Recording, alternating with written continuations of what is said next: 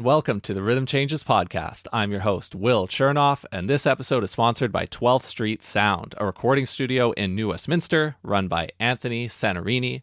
At the studio, he does album, EP, and single recording, mixing, filming of live session videos, and full production services where you can take your song ideas from the earliest stages all the way to completion. The recordings that he makes stand up to the best of the best. His studio and his services have affordable rates and excellent value, and when I record with Anthony, he gives me the space I need to feel good, craft my story as an artist, and not sweat the details. He has great ears. He is a drummer. He knows how to get sounds out of everything that you want to bring into that studio. I've recorded live off the floor, and I've tracked things there. I've put out a lot of music that he's recorded that's done really well. If you want to record with Anthony at 12th Street Sound in 2022, go to 12thstreet.ca/booking, and when you fill out the form, tell him that the RCP sent you. That's the Rhythm Changes podcast. Go to 12thstreet.ca/booking to inquire with Anthony today about recording or mixing your music in 2022, and tell him that the RCP sent you.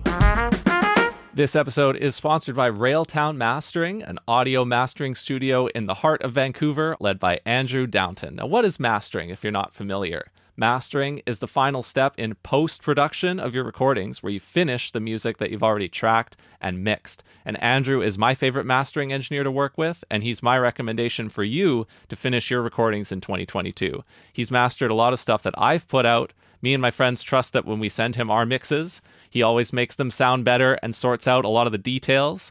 He's one of those people who you want to know because he can turn something around for you really fast and something that sounds great. So if you want to learn more about what he does, you can visit his website or find him on social media at railtownmastering.com. And to inquire with Andrew about getting your music mastered in 2022, email andrew@railtownmastering.com. That's Andrew at railtownmastering.com, or check out Railtown Mastering to learn more today.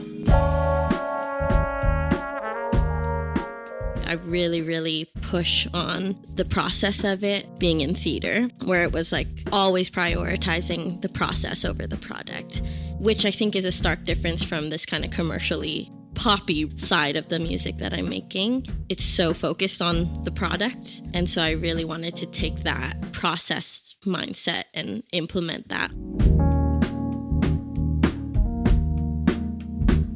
Happy Wednesday, and coming at you from New Westminster, BC, it's the Rhythm Changes podcast, the only weekly interview podcast about jazz and creative music in Canada. I bring you my favorite kind of conversations that I have in the working world of music on this show, where I can just hang with an artist, get to know what they're all about, and share them with you. Today, I have a guest who works in both music and theater and is working on an album that shows what she thinks about both those creative fields. That's up next.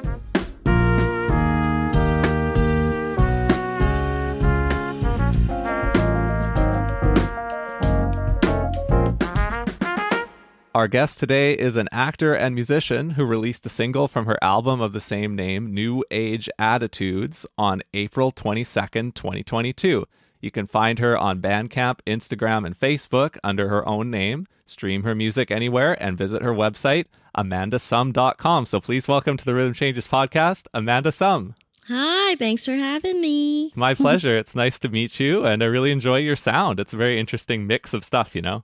Thank you. Yeah. You've got a great band. You've played a couple of Jazz Fest gigs. I almost want to start there because the 2021 Vancouver Jazz Festival, there being no 2020 festival and then stuff happening last summer. I tried to follow as much of it as I could, but there was a lot going on, some of it in person and some online. Can you talk about some of the stuff that you've done at the festival? Yeah, that was my first time. So just a one-time. Oh, nice. Yeah. Which was really exciting, I think, because I only launched music projects of mine in 2020.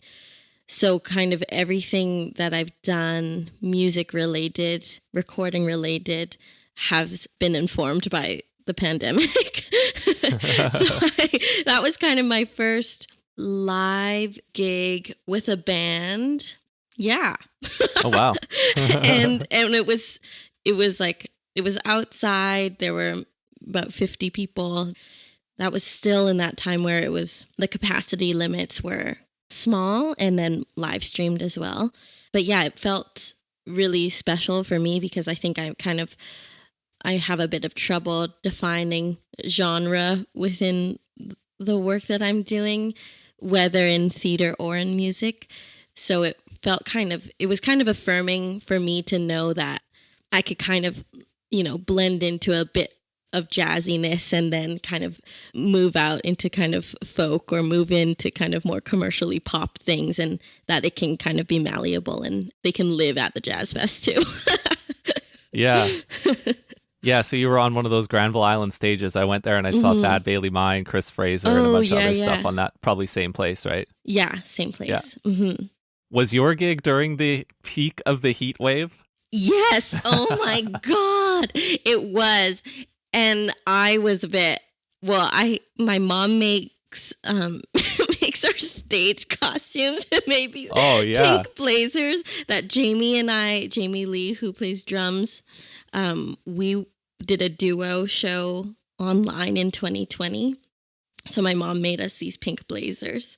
And then for Jazz Fest, I had Ginger Chen play bass and Jamie. And then my mom made me a pink blouse and I gave the blazers to Jamie and Ginger. I was like, oh man, I'm so sorry that to put you in this in 30, I don't even know how hot it was. But yeah, it was hot. I had maybe 4 things of liquids to supplement the sweat. Oh yeah, fortunately the ones that I went to, they weren't quite at that peak weekend, but I'll never forget, I was talking to another upcoming guest on the Rhythm Changes podcast here, my episode with Marina Hasselberg, who is a cello player. I'll never forget that I recorded that one during that peak weekend. And while I was sitting here in my home office, I had my feet in an ice bath the entire time I was recording the episode. That's smart, though. That's smart. Well, you can't really do ice baths on stage, though, I guess. Well, hey, maybe if you start it, we can make this a trend, I think so. It would just be logistical, like how to not get the wires all, there could be some danger in there, but we could live on the edge a bit. I guess I was thinking, because of Jamie being in your band, right? I was thinking of that other concert that you just mentioned where you first had the custom outfits done. You did some kind of live stream performance that was sponsored by Rogers, right, with Jamie. Maybe that's what I was thinking of when I was thinking of multiple Jazz Fest things. You also did that, you said, back in 2020. Yeah. That was kind of the first. I had a bunch of songs, and at that point I had recorded Groupthink, Mary Shelley, and Hot-Headed Egos, and all these new songs that most of them are on the album. That first Rogers Side Door online concert with Jamie was kind of the first time that I was playing any of those. So that was quite informative for working through structures of songs and presenting them for the first time. Yeah, but you had a theater background before that, so you're definitely an experienced performer, and you're familiar with the stage world and the moving parts that need to come together to make something like this happen. So what did being in the theater world first, before you started putting out some singles and doing more of your own music in 2020 and onward, what did it teach you about being a musician now? Well, I was in theater school at SFU, which the program there is kind of more tailored towards experimental works and devised theaters and creating your own theater work, as opposed to like acting, say, right, or acting in plays.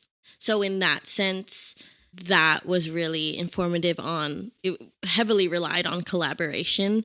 And so within that, in the theater shows that I found myself working on, I would often be contributing some sort of musical element to it, whether it was like a short little composition or I don't even know what else. But it kind of was like, oh, there's this meld between the disciplines, and there's not like a strict, harsh line between two artistic disciplines. So in bringing that towards music projects, it was nice to, like, I take a lot of theater practices into that, in that, like, I really, really push on the process of it. I learned that from being in theater, where it was like always prioritizing the process over the product, which I think is a stark difference from this kind of commercial industry of the kind of more poppy realm side of the music that I'm making. It's so focused on the product. And so I really wanted to take that process-based mindset and implement that onto my music practice.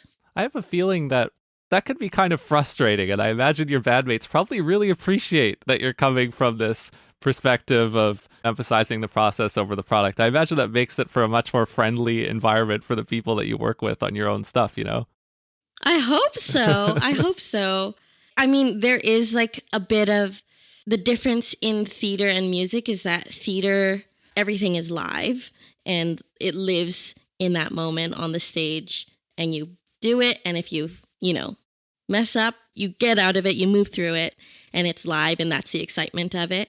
And so learning about like digitizing something in music was like quite frightening to me that something would live Oh, yeah. in a digital form and like that's it. So I had to wrap my mind around being like, oh, it doesn't have to, if there's a cool little mistake or something that happens in the recording, like that kind of gives it the character. Yeah, I don't strive for something to sound perfectly clean because I think in theater, nothing's going to be perfectly clean. Yeah. Yeah. It's much more of a pure performer's mindset as opposed to going into the studio and the production in a isolated kind of room, right? You're really thinking from the view of a performance. But even still, too, learning that process of tracking something multiple times and then picking the best ones, like that was so interesting to me because I had never had that option, like options of picking, oh, what was the best time that I said that one thing? Like I'd never had that before. Oh, yeah. So that was kind of cool, too, and daunting. Yeah. Yeah. Well, you have an awesome band that you've brought together. We've already mentioned Jamie, and Jamie's absolutely a friend of the podcast. Who else is in your band that you want to shout out here, and what can you say about the great band you've pulled together? Okay, well, the band on the album, it's a 7-piece all-Asian girl band, which is just my dream come true. So we've got Jamie Lee on drums, Mary Anchetta plays synth bass and some other synth stuff, and piano on one of the tracks. Ginger Chen plays electric bass. Viola Sabine playing trumpet. Cindy Ko on violin. And Shin Jung Nam on cello. And then I'm playing guitars, keys, and some synths too. And then did you all get in the room at the same time, or has this been pieced together over multiple sessions, or both? How's the production been? We tracked most of it live with the main either keys or guitar parts, drums, and the bass part. So I think at most 3 of us tracking together, and then tracked vocals separately, and then did horns and strings separately. It was really nice to play the beds live together because it felt like we could feed off each other in the room. And then you're going to release this album during this year, 2022, but you've got the title track out right now while you're talking. So somebody's listening to this episode before the rest of the album comes out, they've got that track to go on. Maybe you'll be releasing other singles too, but does it all sound this kind of big reverberant atmosphere? Are there a bunch of other sounds? What does this title track say about the rest of the album?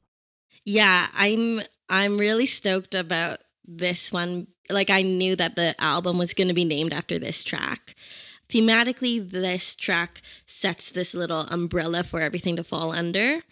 And then in tone-wise, there is a lot of things like that. And then there's also a bit of really stripped-down folky stuff. There's more R&B inclined songs. And then there's more, like, for references, we pulled some Carole King and Bill Withers, like a bit more homey live, I guess. In terms of like musically written things, I think this kind of sets the tone in that there's like a lot of jazzy bits in the album and a lot of kind of like odd time signatures, and then a lot of kind of questioning, like lyrically questioning identity and what it is to live in this day and age right now. I view it as this like similar to the very, very first single that I put out, Groupthink. This album kind of is a follow-up to that in that it's trying to not victimize or empower, but just trying to normalize this everyday experience of a young Asian woman. Within that, like that was the reason why it was really important to me to bring these bandmates this idea of identity. And New Age Attitudes kind of does that in a very distant and generalized way, setting the tone as an umbrella. Yeah, that makes sense. Yeah. Okay, so let's talk about theater then, because you've been doing professional theater projects for like the last 5+ years, right? I guess so, yeah. Yeah. Now, I had one of my longtime friends, Andy Lloyd from the theater world on the Rhythm Changes podcast. Oh, yeah. Do you know each other? Yeah.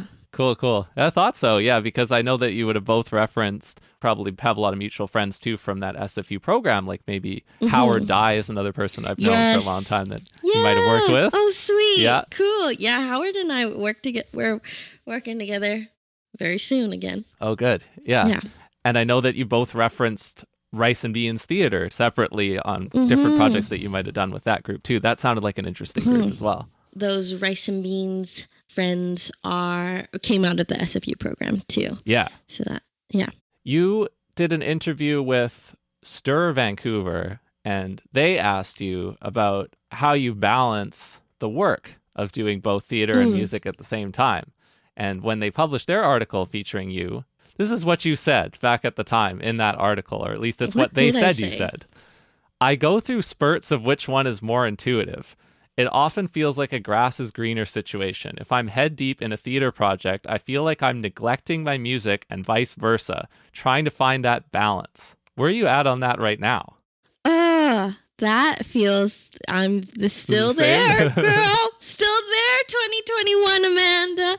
Yeah, right now I'm kind of in music mode, just as album things roll out and filming music videos, and I have some theater projects lined up come May. So even that, like thinking towards, in my head, I'm like, well, if I'm releasing the album in September, how do I hold that while being focused on something? Like I think it's going to be a never ending predicament, which is a predicament that I'm very lucky to have.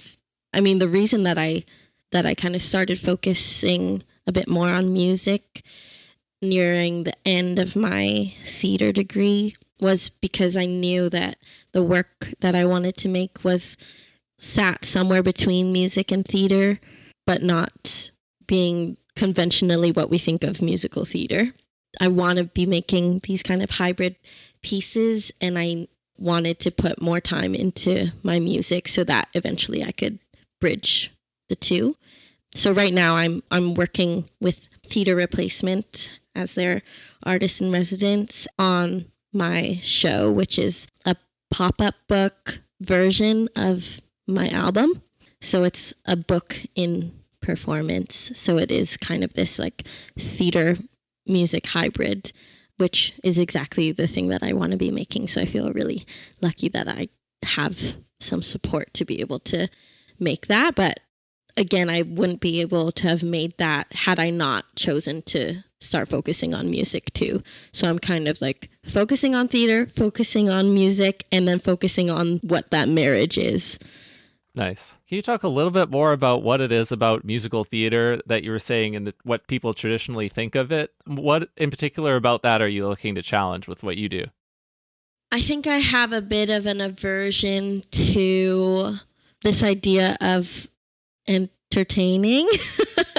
And I think, westernized musical theater, I think of like jazz hands and cheesy smiles, and that's kind of, that's fun, but when I go to a theater piece, I want to leave knowing something different, or I want to leave with a bigger question of like, why is this important right now? As opposed to leaving being like, that was fun. And yeah, I mean, that's on its own thing. And I admittedly love that kind of thing too. And I dabble in that too. I definitely have done some flashy things that I'm like, okay, so, sometimes you got to take a job. But yeah, I think with creating theater, there's always this question of like, what is the scream of this piece right now? And what is it asking of the world? And why is it important to do this right now? And I like to take that question and put it towards music to say, everyone's churning out music, and not to say mine is any more important than anyone else's, but I want to always be questioning, why is it important to put this out right now? And what is it saying? And what is it doing? And so for me, I can't just like put out a cute pop song. I need to like really interrogate each song and say, like, why does this matter?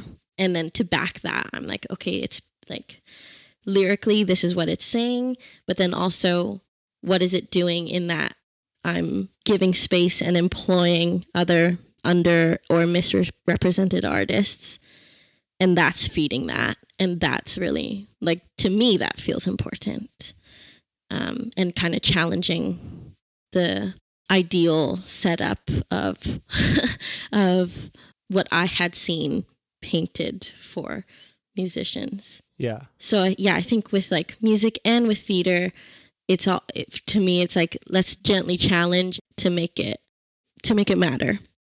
Yeah. Yeah. So you made this album, New Age Attitudes, under the purview of Canada Council Concept to Realization, right? That's what you're using the grant for? Yeah, that and the Creative BC career development. Nice. And I'm sure you're talking about a lot of what you just said in those grant applications. When I'm looking at other grants you've done, you talked about starting music into 2020. Looks like you kind of did what I did. I also applied for the Factor Artist Development Grant, the smallest one available there, and the one that's most open to new applicants who haven't gotten Factor grants before. And I started using that in 2020 as I released my own music for the first time. That sounds like something you did as well. Yeah, that I did for those first 3 singles that came out. Groupthink, Hot Headed Egos, and Mary Shelley were on the Factor Artist Development, as well as the Creative BC demo program. Yeah. And then you also have Cops as a song, and that one to me sounds very much like New Age Attitudes in its arrangement style, more so than the original 3 singles, where those first 3 singles, you talked about how sometimes you have the arrangements more stripped down when we were talking about what else is on the album. Those first 3 singles are very stripped down in comparison to the sound that you're deploying now with so much more going on. And in Cops, when you have all those like beautiful background harmonies and stuff, it almost sounds like Emily Best, who just came on the show a couple of weeks ago with her new album. She's got a lot of those great kind of rich vocals as well. And you had that on that single. And so that was one that stood out to me as maybe the beginning of a new concept or era for you, you know? Cool. Yeah, I hadn't really thought about it like that. Because Cops, so all these other ones in the album, I made the arrangements. And then for Cops, Mary Anchetta and Jane Aurora made the arrangement for that. Cool. And I made the guitar part and the vocal arrangement and the background vocals, but they kind of filled it out, which was really cool for me to experience. Like, here's the bass structure of it, and then they filled it out. That was like really exciting and kind of scary and different for me, because I think with my other tracks, I was very like, okay, this is what I'm hearing, and I get to like, I'll chart out this trumpet part, and like I knew what I wanted to hear. Whereas with Cops, I kind of like, here is this guitar part and here's some backup vocals, and I don't really know how it's going to sound, but so they made that. So that was, it was a cool other way of making things. Well, it's particularly cool because you can still arrive at something that makes sense with your other recordings, you know, even though you delegated some of that to the people who are collaborating with you, it still ended up sounding like you. Yeah, that's so, and too, like, it's really cool from how tedious the process of pulling references is so beneficial, because then if I'm pulling similar references, it never strays. Like, I can hand a song to other producers, and they can, if I give them references, they'll still make it sound like something that I would make and sound like me. Yeah. You're talking about pulling references before you've recorded anything, or like when you're doing the post-production?